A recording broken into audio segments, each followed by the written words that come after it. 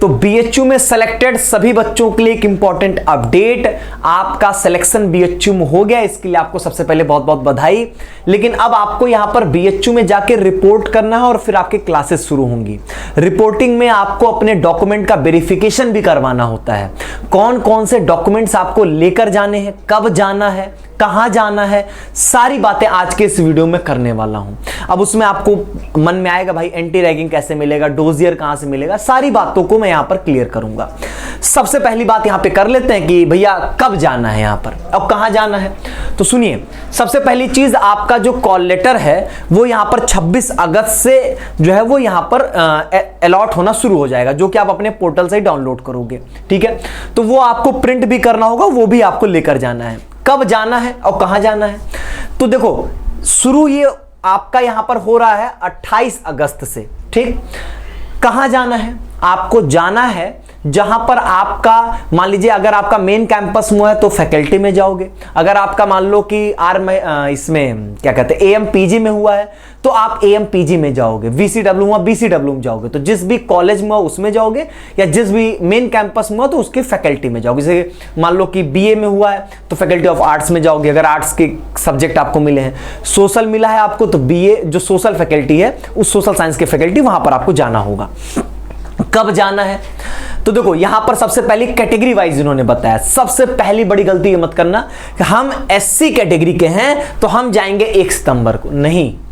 आपको इससे मतलब नहीं कि आप किस कैटेगरी को, आप ये देखो कि आपको सीट किस कैटेगरी में मिली है।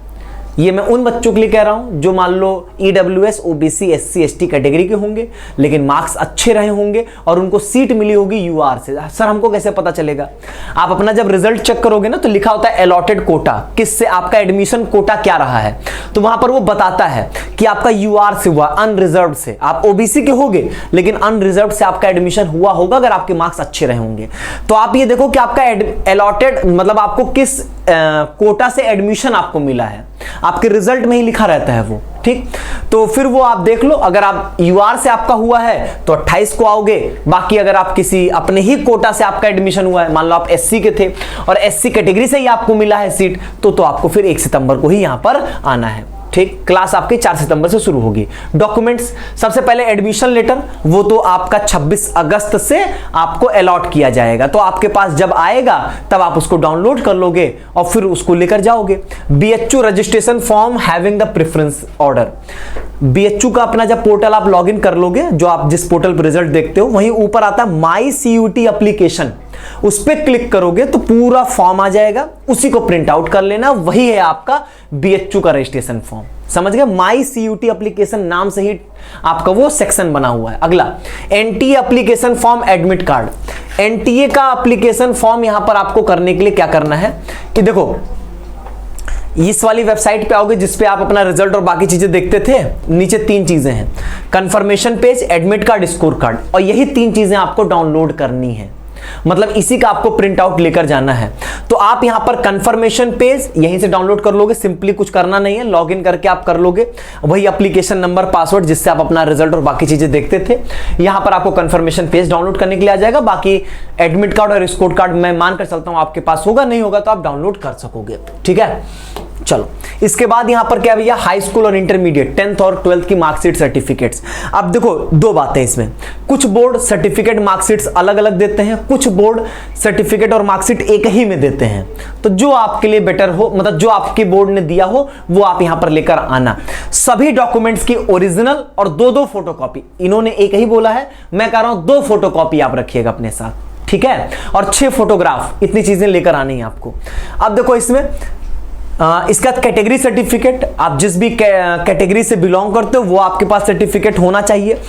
ध्यान देंगे, आप मान लो ओबीसी कैटेगरी के हो, आपका एडमिशन यूआर से हुआ है, कोई दिक्कत नहीं आएगी आपको। ठीक है, लेकिन आपके पास है तो आप लेकर आ जाइएगा, कोई दिक्कत नहीं, क्योंकि आपको एडमिशन जब यूआर से मिला है तो आपके सर्टिफिकेट का कोई वैल्यू नहीं है, लेकिन आपके पास अगर होगा तो लेकर आइएगा।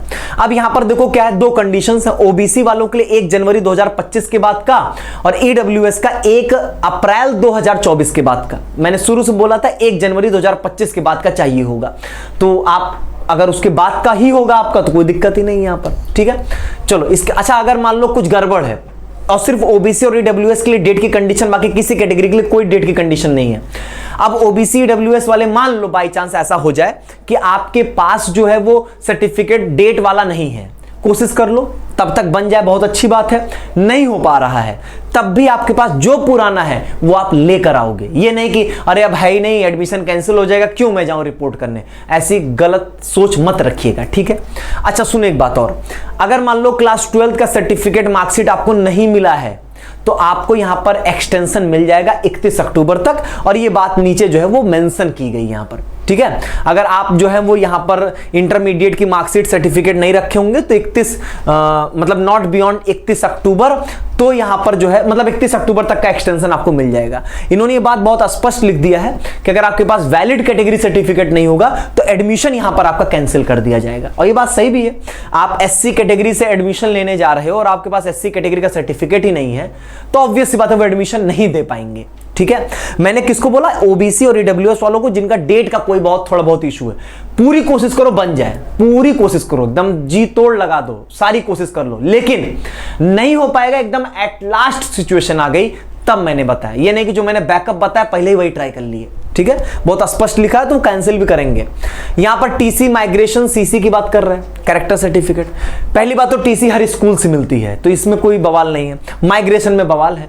सीबीएसई देता है, यूपी बोर्ड नहीं देता है, तो अब क्या करें, नहीं देता तो आपको नहीं लेकर आना है, उनके लिए कोई दिक्कत नहीं, वो टीसी से ही काम चल जाता है। कहीं कहीं पर स्कूल लिविंग सर्टिफिकेट मिलता है तो वो लेकर आइएगा। कैरेक्टर सर्टिफिकेट भी आपका स्कूल देता है, नहीं होगा जाके स्कूल में बोलिएगा, वो दे देंगे आपको।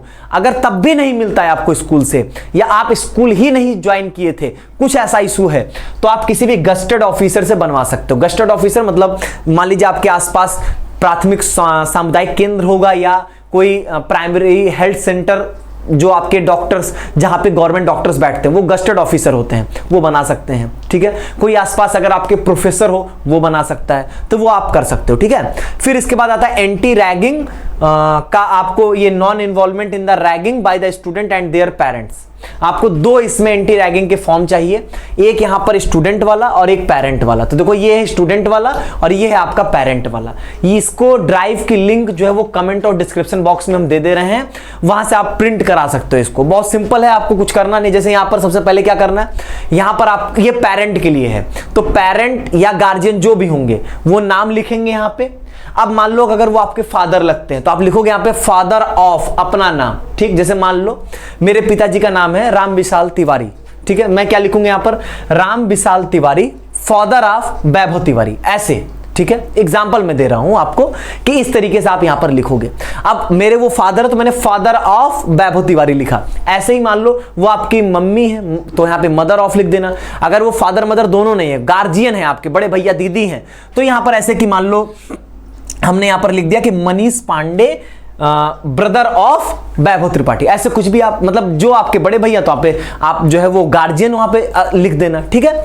तो इस तरीके से आपको पूरी डिटेल लिखनी है, गार्जियन, फादर, मदर, उनका नाम, और फिर यहां पे लिखना है कि father of, mother of, guardian of, student का नाम, ठीक। ऐसे हैविंग बीन एडमिटेड टू, यहां पर आपको बता देना कहां पे, तो बीएचयू में आपका एडमिशन हुआ, तो यहां पे लिख देंगे बीएचयू, बस। अब यहां पर ऐसे नीचे नीचे खसका दीजिए, ये आप कब भर रहे हो वो डेट डाल देना। अब आप कहोगे सर ये उसी दिन का डालें, तो आप एक काम करना, जिस दिन आप रिपोर्ट करने वाले हो ना वही डेट डाल दो, कोई दिक्कत नहीं है। और यहां पर सिग्नेचर करके नाम, एड्रेस और अपना मोबाइल नंबर डाल दीजिएगा, ठीक है। ये डेट डाल दीजिएगा जिस दिन आप रिपोर्ट करने वाले हो उसी दिन का, यहां पर कोई दिक्कत की बात नहीं है, ठीक है। बहुत घबराओ नहीं इन सब चीजों से।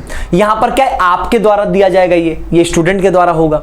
यहां पर आप अपना नाम लिखोगे, ठीक है, और उसके बाद यहां पर जो है वो आप अपना नाम लिखोगे और along with the name of the course to which admission is sought। सुनो यहाँ पे आपको अपना नाम लिख देना है और यहीं पर आप जो है, चूंकि नाम के लिए बहुत छोटा स्पेस है, यहीं पर आप अपना कोर्स भी मेंशन कर दीजिएगा कि आपको BA honours political science with history मिला, ऐसे, ठीक है। ऊपर यहाँ पर ऐसे लिख दीजिएगा और फिर यहाँ पर सन ऑफ, तो मतलब आपके यहाँ पर जो है वो बता देना है अपने फादर, मदर, गार्जियन, जिसका भी नाम आप लिखना चाहते हो वो आप यहाँ पर मेंशन कर दोगे, ठीक है। और फिर वही डेट डाल दोगे, अपना सिग्नेचर कर दोगे, नाम लिख दोगे आप यहाँ पे। ये वेरिफिकेशन वाला पार्ट आपका नहीं होता है, ठीक है। ये वेरिफिकेशन वाला पार्ट जो है वो आपका नहीं है, वो ऑफिस के द्वारा किया जाता है। और एक चीज और, नहीं समझ में आ रहा है क्या भरें क्या नहीं भरें, कुछ मत करो, इसको बस प्रिंट आउट इसका लेकर चले आना तो भी ठीक है, ठीक है। बाकी मैंने तो समझाई दी आपको एक एक चीजें, मैं एक अलग से वीडियो आप बोलोगे तो वो भी मैं समझा दूंगा, कोई दिक्कत आएगी। बाकी मैं बता ही दिया, बहुत बेसिक से यार, अपना नाम ही तो डालना है, उसके लिए क्या परेशान हो गए। ये है आपका डोजियर, डोजियर की 3 कॉपी आपको लेकर आनी होगी। ध्यान दीजिएगा, ये प्रिंट करवाइएगा आगे पीछे, 2 पेज का है ये, तो ये 2 अलग अलग पेज पे प्रिंट नहीं होना चाहिए, एक पेज पे आगे और पीछे में प्रिंट हो जाना चाहिए। टोटल आपके पास 3 ही पेज फिर रहेगा, ठीक है।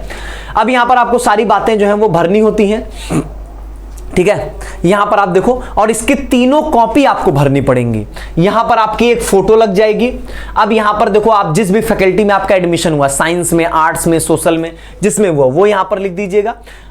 आई am seeking admission to course, किस कोर्स में आपका एडमिशन हो रहा है, यहां पर बीए ऑनर्स में हो रहा है, बीएससी ऑनर्स में हो रहा है, वो लिखो।